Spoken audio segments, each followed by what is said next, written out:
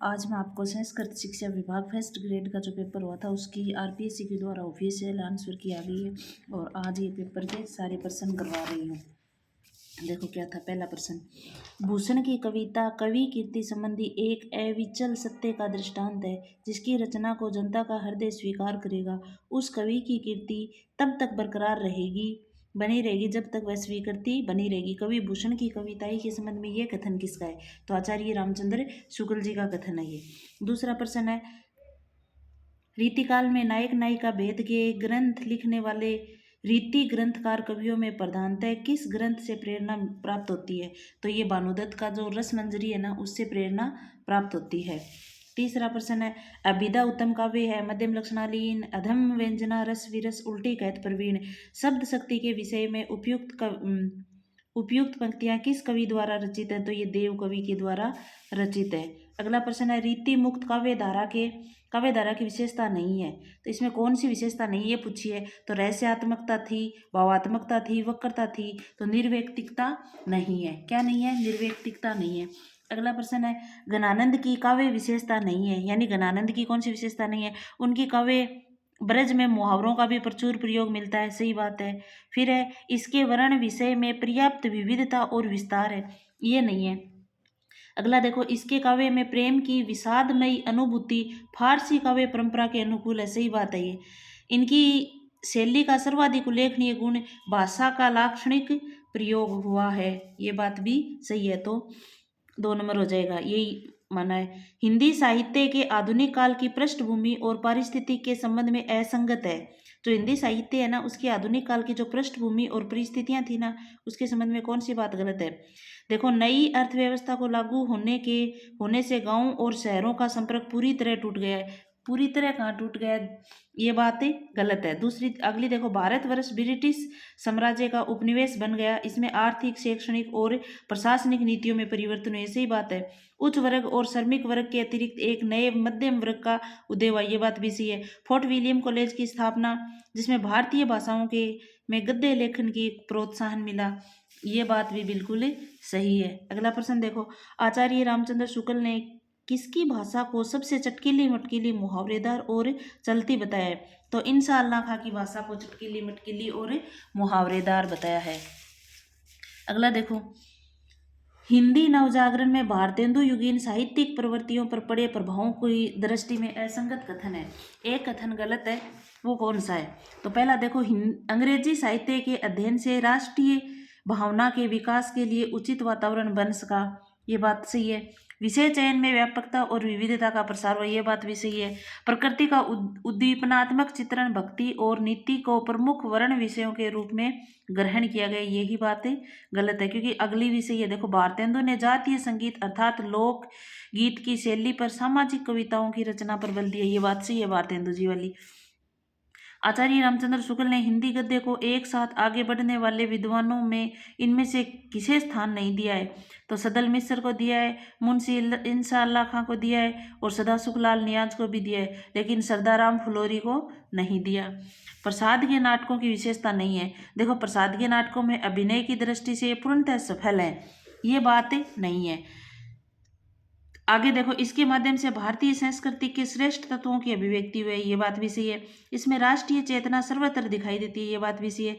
इसमें काव्यत्व की प्रवृत्ति व्याप्त है, ये बात भी सही है प्रसाद के नाटकों के संबंध में।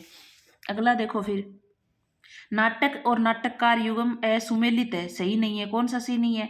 एक तो नाटक है रात रानी, लक्ष्मी नारायण लाल का ये रात रानी नाटक है। बकरी सक्सेना का है ही सर्वेश्वर दयाल सक्सेना का। मरजीवा नाटक किसका है? मुद्रा राक्षस का। ये वामाचार हमीदुल्ला का नाटक नहीं है ये। अगला है बकलम खुद निबंध संग्रह के रचनाकार कौन है? नामवर सिंह है ये। अगला देखो, इसमें से किसे द्विवेदी युगीन भावात्मक निबंध लेखकों में प्रमुख स्थान प्राप्त है? तो अध्यापक पूर्ण सिंह को है ये। द्विवेदी युगीन जो भावात्मक निबंध है ना, और उन लेखकों के अंदर सबसे प्रमुख स्थान है अध्यापक पूर्ण सिंह को ही प्राप्त है। अगला देखो, निम्नलिखित कृतियों में जगदीश चंद्र माथुर की नाट्य करती है, तो कोणार्क उनका नाटक है। कारवां एकांकी संग्रह के रचनाकार कौन है? कारवां भुवनेश्वर प्रसाद का ही है, कारवां एकांकी। ठीक है ना, ये इंपॉर्टेंट एकांकी है, इनका याद रखना है। अगला देखो, आत्मकथा विधा की रचना नहीं है। अनल पाखी, अंकित नरवाल, ये जीवनी है, नामवर सिंह की जीवनी है ये अनल पाखी। अन्य से अन्ना तक, प्रभा खेतान आत्मकथा है उनकी। सहचर है समय, रामदास मिश्र की आत्मकथा है। जूठन ओम प्रकाश वाल्मीकि की आत्मकथा, ये दलित आत्मकथाकार भी हैं। आगे देखो, गलत है, कौन सा है? मेरी पत्नी और भेड़िया, डॉक्टर धर्मवीर सिंह का ये। गुड़िया भीतर गुड़िया, मैत्रेय पुष्पा का ये। आप उदरी, रमणिका गुप्ता की है। और तिरस्कृत ओम प्रकाश वाल्मीकि, तिरस्कृत ओम प्रकाश वाल्मीकि की नहीं है ये, सूरजपाल चौहान की है ये। और दलित आत्मकथा है, किसकी है? तिरस्कृत सूरजपाल चौहान की, क्योंकि ओम प्रकाश वाल्मीकि की तो जूठन है। मनोविश्लेषणवादी उपन्यासकार नहीं है, इसमें से डॉक्टर देवराज हैं, जैनेन्द्र हैं, जैनेन्द्र का त्यागपत्र और मनोविश्लेषणवादी उपन्यास था उनका। और इंसा इल्ला चंद्र जोशी हैं, तो ये मनमथ नाथ गुप्ते, ये मनोविश्लेषणवादी नहीं है। उपन्यास और उपन्यासकार के संबंध में कौन सा विकल्प सुमेलित है? नीला चांद शिव प्रसाद सिंह का ही है, नीला चांद। और ऐसे याद भी नहीं रहे तो याद रख लेना, शिव जी के सर पे चांद है नीला, तो नीला चांद किसका है? शिव प्रसाद का ही है। अनामदास का पोथा आपको पता ही है, हजारी प्रसाद द्विवेदी का ही है ये। और भगवती चरण गलत हो जाएगा। धुरत रसिकलाल राधा कृष्ण गलत हो जाएगा, लज्जाराम मेहता का है ये। और जहाज का पंछी जैनेन्द्र का नहीं है, इला चंद्र जोशी का है ये। ठीक है, अगला देखो, किस काव्य धारा ने सर्वप्रथम यथार्थवाद की ओर समस्त साहित्यिक चेतना को अग्रसर होने की प्रेरणा दी? तो किसने दी थी? ये प्रगतिवाद ने दी थी। किसने? प्रगतिवाद ने। कवि और रचना के संबंध में गलत है। गिरजा कुमार माथुर, मंजीर, शीला, पंख, चमकीले, ये गिरजा कुमार माथुर की रचनाएं है। मंजीर है, शीला, पंख है, चमकीले है। नागार्जुन की मैं उस जनपद का कवि हूँ, ये गलत है, क्योंकि ये त्रिलोचन की है। तुम्हें सौंपता हूँ। केदारनाथ अग्रवाल की युग की गंगा अपूर्वा, ये केदारनाथ अग्रवाल की है। और अज्ञेय की सागर मुद्रा, आंगन के पार द्वार, दोनों अज्ञेय की हैं। अगली देखो फिर, छायावाद के संबंध में असंगत है, कौन सी बात है? गलत है छायावाद के संबंध में। तो देखो, इनके काव्य में मूल्यों की अभिव्यक्ति व्यापक मानवीय स्तर पर नहीं हुई है, ये नहीं नाम गलत है, क्योंकि मूल्यों की अभिव्यक्ति तो व्यापक मानवीय स्तर पर हुई थी। अगला है, इस युग में काव्य में द्विवेदी युगी नैतिकता और स्थूलता की प्रतिक्रिया दिखाई देती है, सही बात है। विदेशी दास्ता के प्रति विद्रोह का स्वर सुनाई देता है, सही बात है। विषय, भाव, भाषा, छंद आदि क्षेत्रों में मूल्यों की प्रतिष्ठा का प्रयास दिखाई देता है, ये बात भी सही है। अगला देखो, काव्य हेतु के संबंध में, व्याकरण, काव्य शास्त्र आदि के अध्ययन से कवि अपनी कृति को अधिक उपयोगी, सुंदर एवं गंभीर बना सकता है, इसे व्युत्पत्ति कहा जाता है, सही है ये।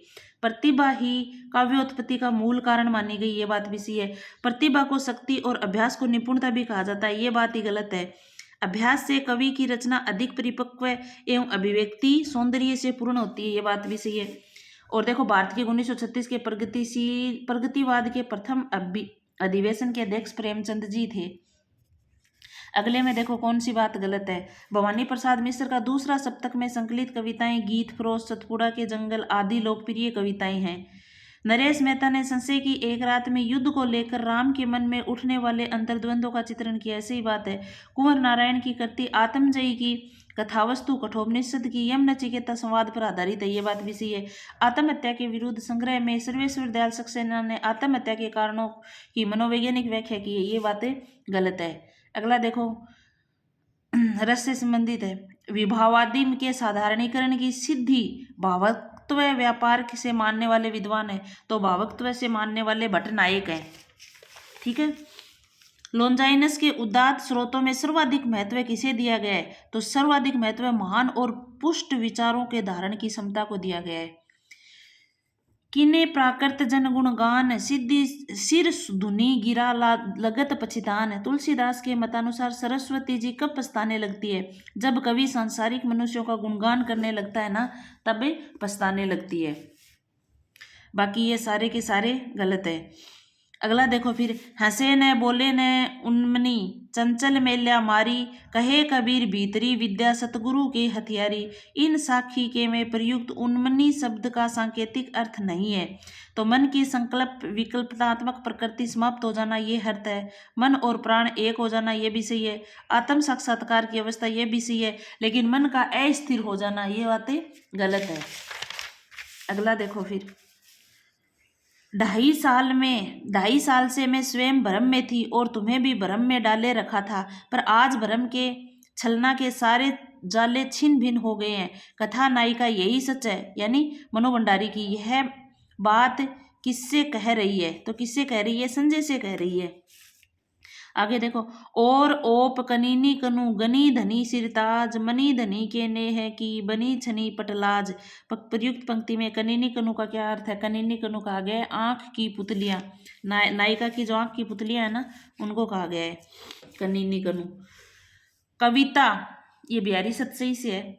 कविता क्या है? निबंध में आचार्य शुक्ल द्वारा प्रयुक्त कविता विषयक विचारों की दृष्टि से असंगत कौन सा है? देखो, मन की अनुरंजित करना, उसे सुख या आनंद पहुंचाना ही कविता का अंतिम लक्ष्य है। यही बात गलत है, क्योंकि देखो, कविता मनुष्य के हृदय को स्वार्थ संबंधों के संकुचित मंडल से ऊपर उठाकर लोक सामान्य पृष्ठभूमि पर ले जाती है। बात एकदम सही है। तीसरी है, जब तक भावों से सीधा और पुराना लगाव रखने वाले मूर्त और गोचर रूप न मिलेंगे, तब तक काव्य का वास्तविक ढांचा खड़ा नहीं हो सकेगा। ये बात भी बिल्कुल सही है। अगली देखो, काव्य में अधिग्रहण मात्र से काम नहीं चलता, बिंब ग्रहण अपेक्षित होता है। ये बात भी सही है। अगला देखो, आप नंद विहारी और मैं पृथ्वी पर परिश्रम करके जीने वाली। इस पंक्ति में आप और मैं किसके लिए आया है? तो इसमें आप तो कहा गया है अरुण को, और मधुलिका कह रही है ये। मैं कौन है? मधुलिका। अगला देखो, हिंदी भाषा की बोलियों उपबोलियों के संबंध में गलत है। तो देखो, डॉक्टर गिरियसन ने राजस्थानी बोलियों को 5 वर्गों में बांट रखा था, लेकिन भिल्ली को इसके अंतर्गत नहीं रखा। भिल्ली बोली को गिरियसन ने शामिल नहीं किया था। सही बात है ये। खड़ी बोली का विकास शोर से अपभ्रंश से हुआ है, इसे कोरवी बोली भी कहते हैं। एकदम सही बात है ये। मगही बोली का परिनिष्ठित रूप गया जिले में बोला जाता है। इसके सीमांत रूपों पर उड़िया और बंगाली का प्रभाव है। एकदम सही बात है ये।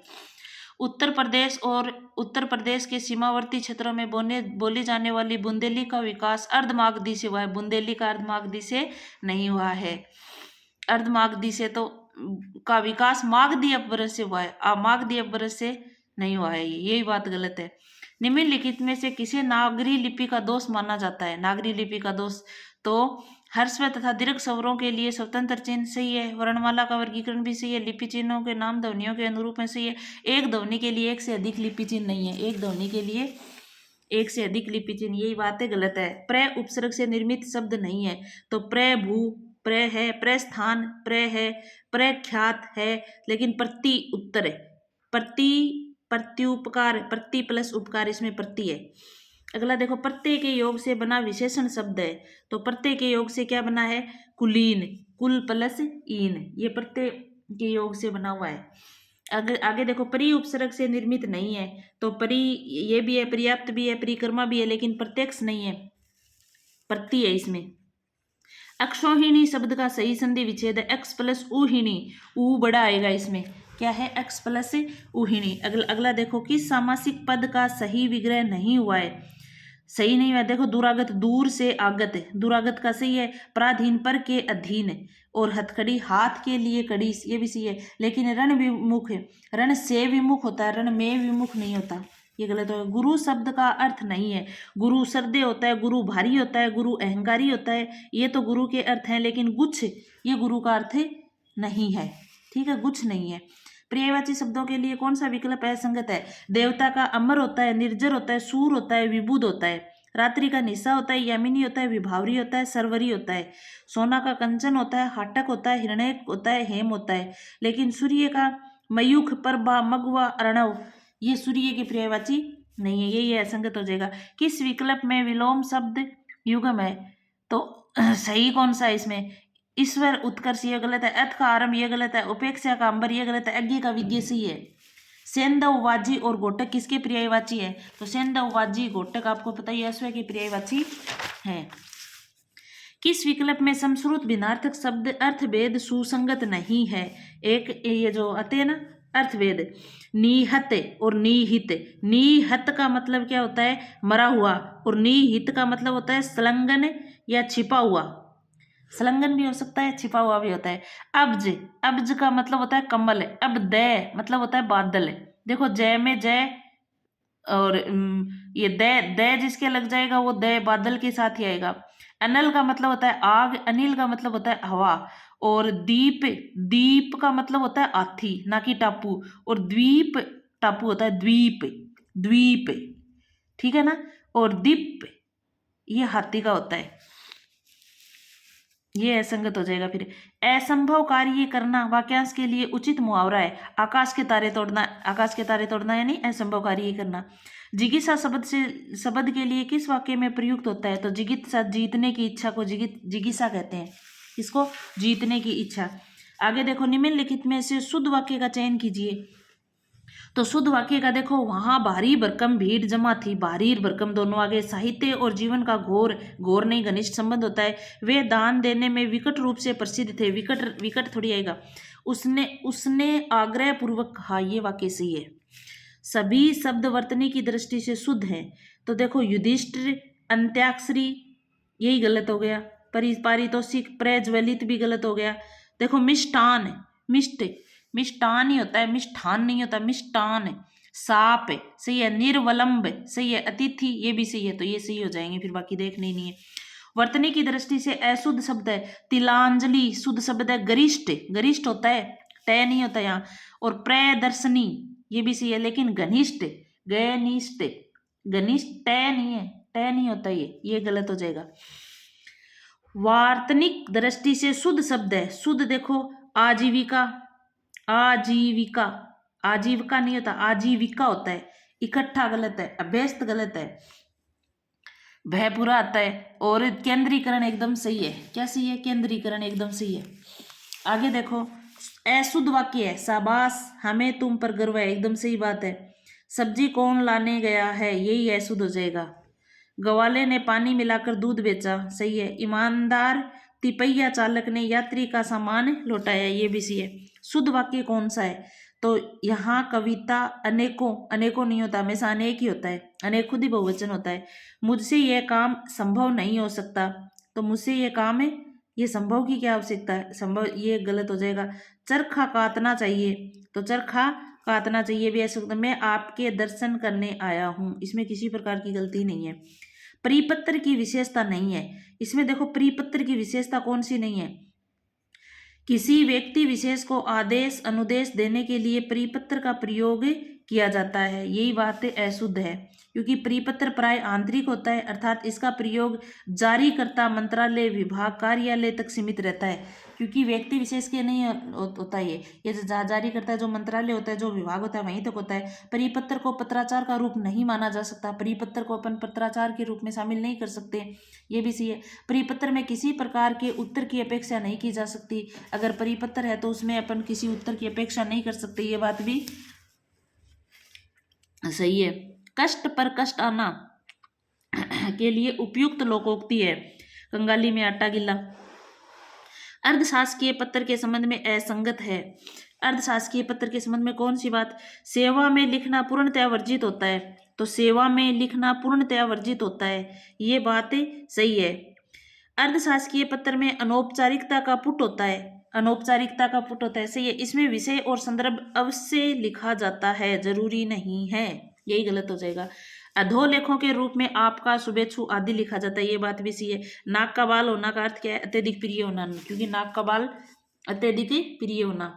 अकल पर पर्दा पड़ना मुहावरे का भावार्थ है बुद्धि मारी जाना, अकल पर पर्दा पड़ना अपन बोलते हैं ना, उसकी अकल पर पर्दा। ये देखो, एक पैर गद्यांश आया था, इसका अगर कोई मिलान कर रहा है तो देख लेना, चंपा, सरसों के फूल और जयशंकर प्रसाद, ये इसमें से देख के करने होते हैं, ये तो आप कर ही लोगे। इसमें चिंता, चिंतनीय और लोभ लालच। अब देखो अगला प्रश्न है, समाचार लेखन की उल्टा पिरामिड शैली के संबंध में गलत है, यानी समाचार लेखन की जो उल्टा पिरामिड शैली होती है ना, इसमें कहानी की तरह क्लाइमैक्स खबर के अंत में आता है, यही बात गलत है, क्योंकि इसमें कहानी की तरह क्लाइमैक्स खबर के अंत में नहीं आता, कहानी में तो अंत में आता है, लेकिन उल्टा पिरामिड शैली में इसके सबसे पहले ही क्लाइमैक्स होता है। इस शैली में समाचार के सबसे महत्वपूर्ण तथ्यों को सबसे पहले लिखा जाता है, सही बात है। इस शैली में समाचार को 3 हिस्सों में बांटा जाता है, सही है। इसमें इंट्रो, बॉडी और समापन के क्रम में घटनाएं, यही तीनों समाचार के 3 हिस्से होते हैं। इंट्रो होता है, बॉडी होती है और समापन होता है। इंटरनेट पत्रकारिता के संबंध में असंगत है, समाचारों में बैकग्राउंड तैयार करने में तीव्रता, खबरों में संप्रेषण के लिए इंटरनेट का प्रयोग, समाचारों के संकलन, सत्यापन और पुष्टिकरण में आसानी, अश्लीलता, दुष्प्रचार और अफवाहों का सर्वथा अभाव, जरूरी नहीं है सर्वथा अभाव ही हो। मुद्रित माध्यमों में लेखनगत विशेषताओं की दृष्टि से असंगत है। मुद्रित माध्यम में समय सीमा और आवंटित स्थान के अनुरूप लेखन, सही बात है। भाषा, व्याकरण, वर्तनी और शब्दों के उपयुक्त प्रयोग पर बल, सही बात है। भाषा में सहज प्रवाह के लिए तारतम्यता की अनिवार्यता, ये भी सही है, तारतम्यता होनी चाहिए भाषा में। और संस्कृतनिष्ठ शास्त्रीय भाषा और साहित्यिक शैली पर बल, जरूरी नहीं है। आगे देखो, हरि के चढ़ते ही उड़े सब द्विज एक के साथ, इस काव्य पंक्ति में निहित शब्द शक्ति है, व्यंजना है, व्यंजना व्यंग्यार्थ, तो द्विज व्यंजना।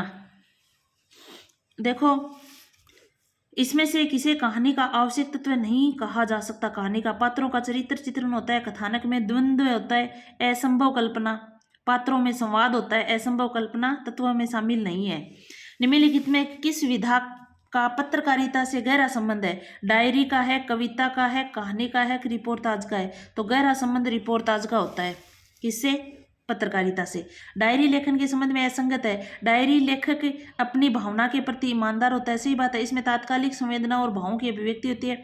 इसमें व्यक्ति निरपेक्षता अधिक रहती है, यही बात गलत है।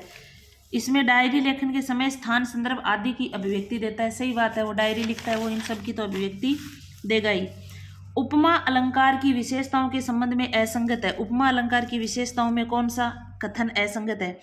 देखो, जिस वस्तु का साम्य अन्य वस्तुओं के साथ स्थापित किया जाता है उसे उपमेय कहते हैं, सही बात है एकदम, उपमेय की परिभाषा।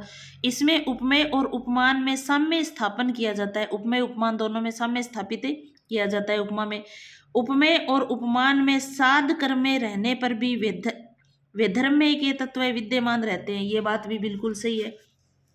आगे देखो, सादृश्य विधान के लिए जिन शब्दों का प्रयोग किया जाता है उन्हें साधारण धर्म कहते हैं, नहीं। सादृश्य विधान के लिए जिनका किया जाता है उसे वाचक शब्द कहते हैं। वाचक शब्द सा से सी, ठीक है ना। सादृश्य विधान, यही असंगत हो जाएगा। अभिदा शब्द शक्ति का उदाहरण है। अभिदा, अभिदा देखो, तालाब में कमल खिल गया, अभिदा ही है। सारा गांव भूखों मर रहा है, ये भी नहीं है। दोनों लड़ाई, ये भी नहीं है। कंठी भी नहीं है। लक्षणा शब्द शक्ति का उदाहरण है। लक्षणा व्यंग्यार्थ का प्रकाशन, सामान्य अर्थ मुख्य अर्थ में बाधा आते ही लक्षणा आ जाती है। यमक अलंकार का उदाहरण है। यमक अलंकार का उदाहरण देखो, हंसने लगे तब हरि आहा, पूर्णेंदु सा मुख खिल गया। पूर्णेंदु सा उपमा अलंकार आ गया ना, वाचक शब्द आते ही। फिर देखो, यो पर्दे की इज्जत परदेसी के हाथ बिकानी थी। पर्देर परदेसी आ गया ना, यमक अलंकार। यानी एक शब्द बार बार आई, इसमें सहभंगी यमक है। बार बार आए, अर्थ अलग अलग हो जाए तो वहीं यमक अलंकार होता है। आगे देखो, हरि गीतिका छंद के बारे में, सही नहीं है। गीतिका के आरंभ में 2 मात्राएं जोड़ने से हरि गीतिका बनता है। गीतिका के आरंभ में 2 मात्राएं और जोड़ देंगे तो हरि गीतिका बन जाएगा, सही बात है। प्रत्येक चरण में 28 मात्राएं होती हैं। चरण के अंत में गुरु लघु होता है। गुरु लघु नहीं होता, लघु गुरु होता है। और 16-12 पर यति होती है, सही है। और गीतिका में 14-12 पर होती है। जहां गांठ तहां रस नहीं, यह जानत सब कोई। इस काव्यांश का सौंदर्य निम्नलिखित में से किस अलंकार पर आधारित है? श्लेष अलंकार पर। श्लेष अलंकार पर आधारित है। उत्प्रेक्षा अलंकार के संबंध में असंगत है। उत्प्रेक्षा में विशिष्ट या कवि कल्पित उपमान की संभावना आवश्यक है, सही है। उत्प्रेक्षा तो तभी होगा जब माना जाएगा, कभी कोई कल्पना करेगा। इसमें उपमेय और उपमान में सादृश्य की संभावना की जाती है, सही है, की जाती है। उत्प्रेक्षा में उपमेय उत्कृष्ट या प्रधान जबकि उपमान गौण होता है, यही बात असंगत है। उपमा की भांति उत्प्रेक्षा में भी वाचक शब्द का प्रयोग होता है। मानो, मनो, मनो, जानो, जनो, जनो, ये होते ही हैं। देखो, जिस अलंकार में उपमेय में उपमान का अभेद्य आरोप किया जाता है वहां रूपक अलंकार होता है, ये बात भी सही है। आगे देखो, जगत जगायो जिन्हीं सकल, सो हरि जनायो नाही। ज्यों आँखन सब देखी, आँखी न देखी जाई। पंक्तियों में कौन सा है? तो आ गया, उदाहरण दे दिया ना इसने इस बात के लिए इसको। आगे देखो, हुआ बाल रवि उदक, कनक नभ किरण फूटी। भरीती तिमीर पर परम प्रभा में बनकर टूटी। जगत जगमगा उठा विभा, वसुधा में फैली। खुली अलौकिक ज्योति पुंज की मंजुल थैली। इस काव्यांश में प्रयुक्त छंद है तो इसमें कौन सा छंद है? देखो चॉइस चॉइस मात्राएं आ रही हैं, रोला छंद आ गया ना, चॉइस चॉइस नाती। आगे देखो, निम्नलिखित में से कौन सा विकल्प संगत है? गीतिका के प्रत्येक चरण में 15 12 13 पर यति होती है, गीतिका में 14 12 पर यति होती है, 15 पे नहीं होती है, ये गलत हो गया। दोहा मात्रिक अर्धसम होता है, सही बात है।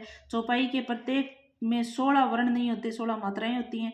रोला वर्णिक मुक्तक छंद है, ये भी गलत है। रोला क्या है? मात्रिक छंद होता है। उलाला छंद की विशेषता है, उलाला छंद की प्रत्येक चरण में क्रम से नैगण भैगण भैगण तैगण होता है, गलत बात है। मात्रिक समछंद होता है, उलाला की मात्रिक समछंद होता है, उलाला नहीं होता। विषम चरण में 15 वर्ण होते हैं, नहीं होता। सम चरण दोहे के विषम चरण के समान होता है, सही बात है। सम चरण दोहे के है ना विषम चरण के समान होते हैं, ये बात बिल्कुल सही है उलाला की। काव्य गुणों की विशेषताओं के संबंध में असंगत है, अगला प्रश्न। काव्य गुणों की विशेषताओं के संबंध में असंगत कथन है। तो देखो, कोमल भाव वाले रसों के वर्णन में कठोर वर्ण प्रयुक्त हो तो रसास्वादन में व्यवधान उपस्थित हो जाता है, सही बात है। रस को ध्यान में रखकर ही काव्य गुणों का वर्गीकरण किया जाता है, सही है। मधुर भाव को तित करने वाले रसों में कोमल और मधुर शब्दों का प्रयोग वांछनीय है, सही है।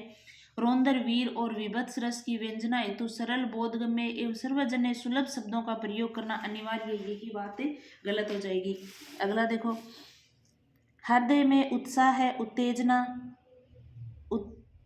उत्तेजना या तेजस्विता उत्पन्न करने वाला चित्त का विस्तार करने की क्षमता से युक्त रचना में किस काव्य गुण की प्रधानता होती है? तो कौन से गुण की होती है? ओज गुण की होती है। उत्तेजना आ रही है। रौंदर रस के संचारी भाव है, रौंदर रस के संचारी भाव कौन से? चपलता होती है, उग्रता होती है, गर्व होता है, अमरस होता है, ये सारे के सारे रौंदर रस में होते हैं। अगला देखो, रस को अखंड चिन्मय स्व प्रकाशमान आनंद स्वरूप वेदांतर स्पर्श शून्य ब्रह्मानंद सहोदर लोकोत्तर चमत्कार प्राण स्वीकार वध अभिन्न और आनंद स्वरूप मानने वाले विद्वान कौन है? विश्वनाथ है। अगला देखो, ये स्वयं इतने प्रबल होते हैं कि मित्र या शत्रु भाव इन्हें न तो आत्मसात करने और न ही दबा सकते हैं। ये दूसरे भावों की अंतर्निहित करके उन्हें वंशवर्ती बना देते हैं, इसे क्या कहते हैं? स्थायी भाव कहते हैं।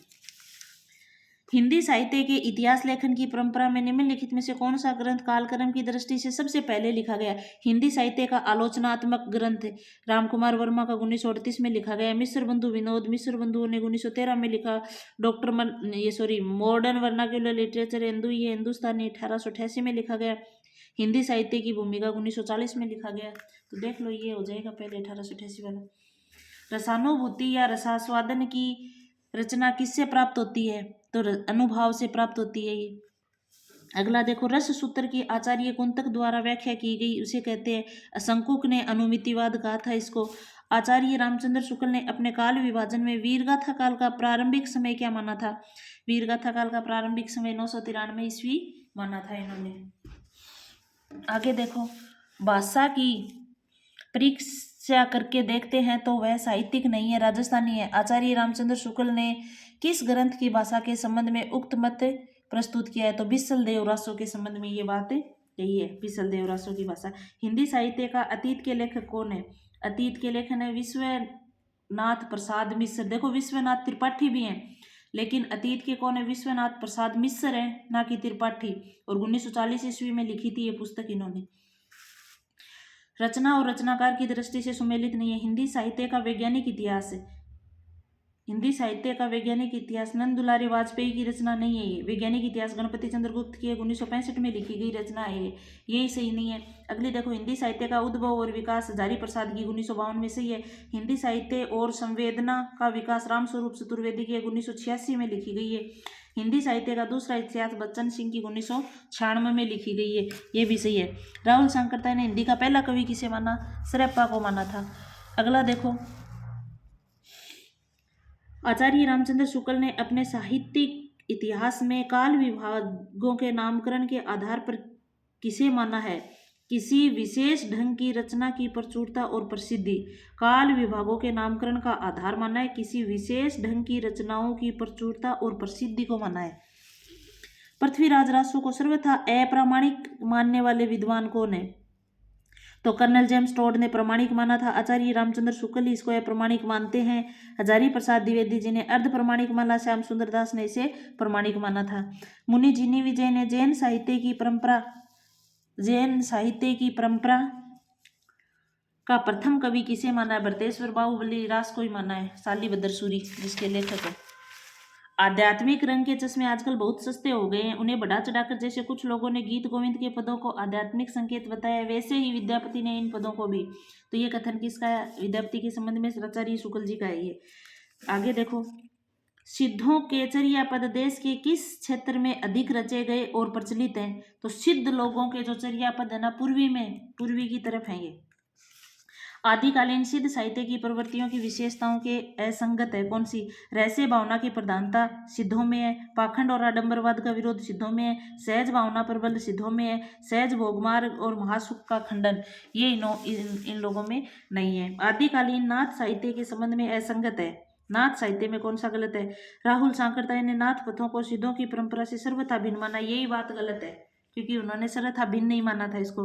नाथ साहित्य में गुरु महिमा, इंद्रिय निग्रह, प्राण साधना, कुंडलिनी आदि का वर्णन मिलता ही है। साहित्य में नित्य साधना मार्ग की व्यापकता मिलती है। अनुभूतियों का संगन किया गया, ये बात भी सही है। मंजनकृत मधुमालती के संबंध में गलत है। ताराचंद मधुमालती से विवाह करना चाहता था, नहीं, ताराचंद मधुमालती से नहीं करना चाहता था। इसमें 5 चौपाइयां अर्धलियों के उपरांत एक दोहे का क्रम रखा गया है, वैसी ही बात है। इसमें नायक नायिका मनोहर और मधुमालती है, तो मधुमालती से विवाह तो मनोहर का था, ये दोनों है। इसमें उपनायिका और उपनायक की कथा है। ये ताराचंद है ना, ये उपनायक है इसका। बिसल देव रासों के संबंध में असंगत है। इसमें वीर, विभत्स और करुण रस का पूर्ण परिपाक हुआ है। तो वीर का तो हुआ है, लेकिन विभत्स रस का ये नहीं हुआ है। इसमें रासों की भावभूमि की प्रेम निश्चल अभिव्यक्ति में सरस है, ये बात भी सही है। मेघदूत और संदेश रासक की संदेश परंपरा भी इसमें मिलती है, ये बात भी सही है। इसमें सामंती जीवन की गहरी अरुचि का चित्रण हुआ है, ये बात भी सही है। अगला देखो, दादू पंथ के अंतर्गत मुख्य साधकों में नहीं है। तो दादू पंथ के मुख्य साधक कौन है? रज्जब जी है, सुंदरदास है, जगजीवन है, लेकिन मल्लुकदास नहीं है। इस रूप में इस कहानी का पूर्वाध तो बिल्कुल कल्पित है, लेकिन उत्तरार्ध ऐतिहासिकता के आधार पर है। पद्मावत के विषय में उक्त कथन किसका है? तो आचार्य शुक्ल जी का ये है। दादू दयाल की रचनाओं में अंगवधू शीर्षक कृति किससे संकलित की है? रज्जब जी ने की है। अंगवधू किसने की है? रज्जब जी ने। इसमें से कौन सा सुमेलित नहीं है? गोसाई हित हरिवंश वल्लभा संप्रदाय से संबंधित नहीं है। मध्वाचार्य ब्रह्म संप्रदाय, निम्बारक सनकादि, हरिदासी सखी संप्रदाय, एकदम सही बात है। नंददास करित रस मंजरी इसमें से किससे प्रभावित है? ये तो भानुदत्त की रस मंजरी से ही प्रभावित है। रस मंजरी मीरा के संबंध में असंगत है। इनके पदों में राजस्थानी ब्रिज, गुजराती आदि का मिश्रण किया गया, ऐसे ही इनकी भक्ति मुख्यतः देने और माधुर्य भाव की है। मुख्यतः तो देने की है, लेकिन माधुर्य भाव की है। इसमें इन पर योगियों, संतों और वैष्णव भक्तों का सम्मिलित प्रभाव पड़ा है, ये भी सही है। इसमें आराध्य केवल सगुण साकार गोपी वल्लभ श्री कृष्ण है, ये बात गलत है। आचार्य रामचंद्र शुक्ल के मतानुसार सूर सागर के सबसे मर्म स्पर्शी और वाग वेधव्य पूर्ण अंश है, तो भ्रमर गीत ही है। ठीक है, अगला देखो फिर, आचार्य केशवदास की कवि शिक्षा हेतु किस ग्रंथ की रचना की? तो कवि शिक्षा के लिए उन्होंने कवि प्रिया लिखी थी। आगे के सुकवि रिझिए तो कविताई न तो राधिका कन्हाई सुमिरन को बहानो है। उक्त काव्यास के माध्यम से रीतिकालीन श्रृंगारिकता की रचनाओं के प्रति असंतोष प्रकट करने वाले कवि कौन है? भिखारीदास हैं। अगला देखो फिर, निम्नलिखित में से अलंकार निरूपक ग्रंथ है। ललित ललाम ये अलंकार निरूपक ग्रंथ है। आगे इसका एक दोहा हिंदी साहित्य के एक रत्न माना जाता है। आचार्य शुक्ल ने कौन से विषय बिहारी सतसई के बारे में कहा है, जो 1662 में लिखी गई थी। हिंदी रीति काव्य में प्रयुक्त रीति शब्द का अर्थ है। तो रीति शब्द का होता है काव्य शास्त्रीय नियमाधारित विशिष्ट रचना पद्धति रीति कहलाती है। राम भक्ति शाखा के कवियों में शामिल नहीं है। स्वामी हित हरिवंशी नहीं है, क्योंकि अगरदास है, रामानंद है, ईश्वरदास है। गोस्वामी विठलनाथ ने शोककर्ता को होकर किसके संबंध में कहा कि पुष्टि मार्ग को जहां जात है, जाको कुछ लेना हो तो लो? सूरदास के बारे में कहा था ये। तुलसीदास को बुद्ध के बाद भारत का सबसे बड़ा लोकनायक कहने वाले विद्वान कौन है? जॉर्ज अब्राहम गिरियसन ही है। ये आपके 120 प्रश्न हो गए। आगे फिर देखो, ये मनोविज्ञान के उनके ही हैं। तो ये आपके 35 मिनट के अंदर आरपीएससी के द्वारा संस्कृत विभाग का जो पेपर करवाया गया था, उसकी ऑफिशियल आरपीएससी ने जो आंसर माने हैं वो मैंने आपको करवाई है।